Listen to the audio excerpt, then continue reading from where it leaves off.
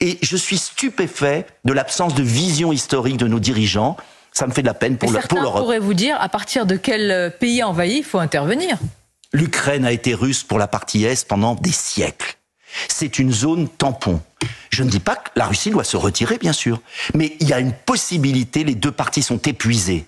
C'est le moment de la paix et la France, au lieu de mettre de l'huile sur le feu pour des raisons bassement électorales liées aux européennes, ferait mieux de jouer la paix et de défendre ses frontières contre l'intégrisme islamique. En tous les cas, ce sujet, cette guerre impacte, si je puis dire, les élections européennes. Dans les différents sondages, Nicolas Dupont-Aignan, votre score est très modeste, mais chaque point compte dans cette âpre bataille. Est-ce que vous allez maintenir une liste souverainiste debout à la France, ou alors, compte tenu des difficultés, est-ce que vous vous retirez? Eh bien, je vais vous le dire très franchement, j'ai beaucoup réfléchi. Et puis je me suis dit, moi, mon rôle, c'est d'être à l'Assemblée nationale. J'ai été le seul député de droite à voter contre l'accord avec l'Ukraine.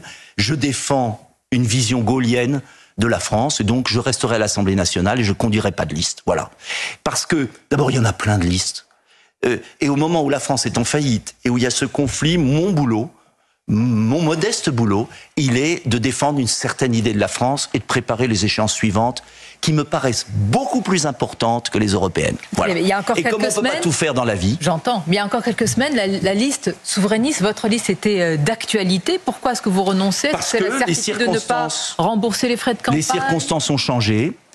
Mon rôle, c'est d'être à Paris, à l'Assemblée nationale, c'est de préparer les deux échéances futures, législatives et présidentielles. Et puis, je vais être franc avec vous aussi, on aurait pu faire une liste debout la France sans moi.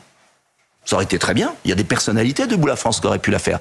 Mais on n'avait pas les moyens financiers, ou du moins, on ne voulait concentrer, garder nos moyens financiers pour les échéances suivantes, parce que moi, j'ai toujours refusé la moindre dette. Vous savez, avant de bien gérer la France, il faut être capable de bien gérer son parti. Moi, j'ai toujours refusé des dettes à mon parti parce que je veux être un être libre. Pas de liste, donc, Nicolas Dupont-Aignan. Il n'y aura pas de liste parce que nous voulons concentrer nos moyens sur les échéances futures. Chaque voix compte. Et puis, il y a beaucoup de listes. Pour qui vous appelez à voter? Ah, ben, on verra le moment venu. Vous voyez déjà tout. Vous connaissez les têtes de liste, les numéros 2, les numéros 3. Ce qui est sûr, c'est qu'il faut faire battre à tout prix la liste, madame, je ne sais plus son nom. Valérie Ayé. Voilà.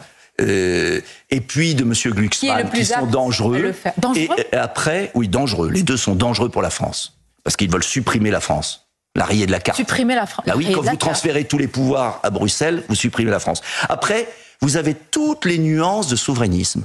Du plus souverainiste d'Asselineau,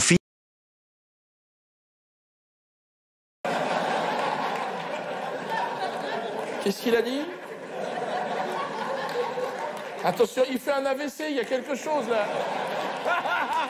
Philippe, après Bardella, Marion Maréchal. Et vous voudriez que moi j'ajoute ma petite musique? Moi, j'ai pas le goût des petites soupes.